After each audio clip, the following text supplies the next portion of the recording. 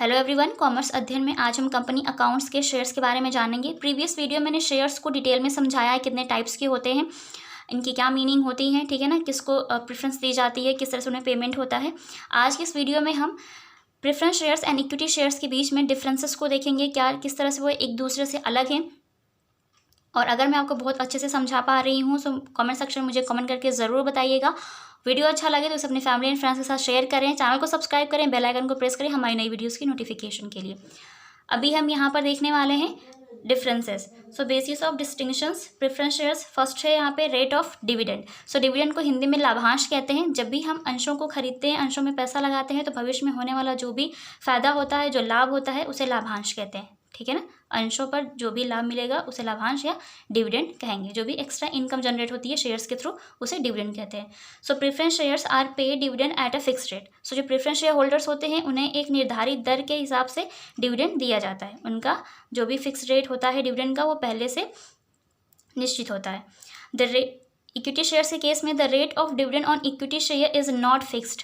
Equity shares के case में उनका जो भी डिविडेंड का रेट होता है वो पहले से फिक्स्ड नहीं होता है।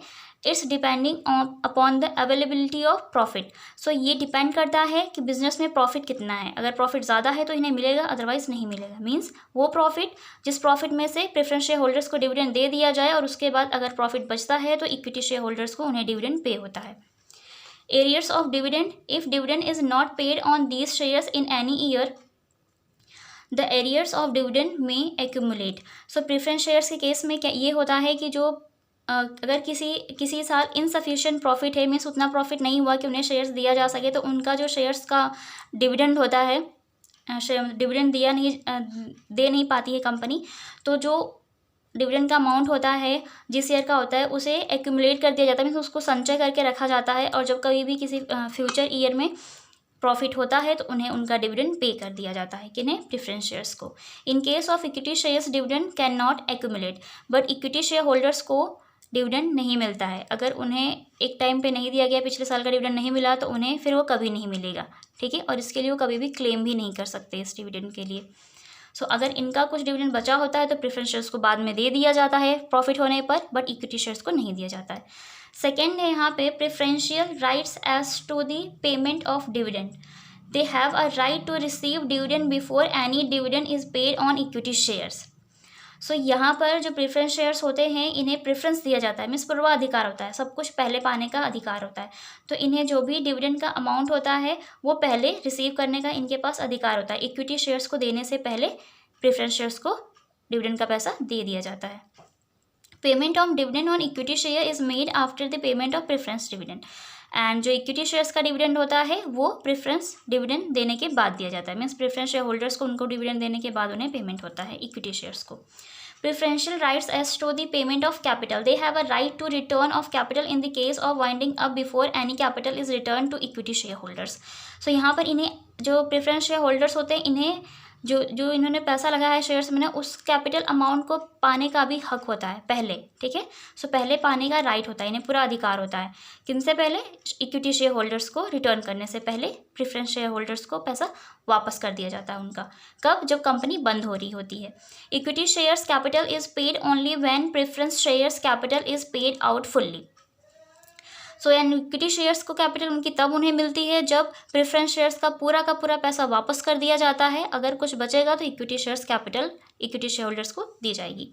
वोटिंग राइट्स देख लेते हैं। Preference share holders do not have any voting rights. तो जो प्रेफरेंस शेयर होल्डर्स होते हैं उनके पास इस तरह कोई राइट नहीं होता है वोटिंग करने का, इनके पास कोई अधिकार नहीं होता है। Equity share holders enjoy voting rights. So and equity share holders जो होते हैं उनके पास वोटिंग राइट्स होता है, ठीक है। Right to participate in management, ठीक है। So preference share holders do not have a right to participate in management of the company. So preference share holders जो होते हैं उन्हें मतलब उन्हें ये अधिकार नहीं होता है कि जो भी कंपनी की मैनेजमेंट है, जो भी कंपनी का मैनेजमेंट डिपार्टमेंट है, उसमें वो पार्टिसिपेट कर पाए, ठीक है। सो वो मैनेजमेंट में हिस्सा नहीं ले सकते, मैनेजमेंट में अपना कोई भी कॉन्ट्रीब्यूशन नहीं दे सकते, ठीक है। Equity share holders have full right to participate in management of the company.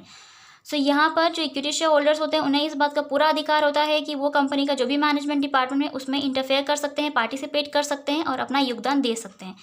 और एक बात, जो इक्विटी शेयर होल्डर्स होते हैं वो कंपनी के ट्रू ओनर्स होते हैं, मीन्स असली मालिक इक्विटी शेयर होल्डर्स ही होते हैं। इसीलिए जो मालिक होता है उन्हें पेमेंट बाद में दी जाती है, और पहले वो अपने सभी लायबिलिटीज़ एंड सभी प्रेफरेंस जो भी उसके दायित्व बनते हैं उनको पेमेंट करने के बाद ही इक्विटी शेयर होल्डर्स को पैसा मिलता है। ठीक है, ये मालिक होते हैं कंपनी के इक्विटी शेयर होल्डर्स, और ये मैनेजमेंट में भी पार्टिसिपेट करते हैं। सो आई होप आपको ये सारे पॉइंट्स अच्छे से समझ में आ गया होगा, और अगर मैं आपको बहुत अच्छे से समझा पाई हूँ तो मुझे कमेंट सेक्शन में कमेंट करके ज़रूर बताइएगा। एंड वीडियो को देखने के लिए थैंक यू सो मच।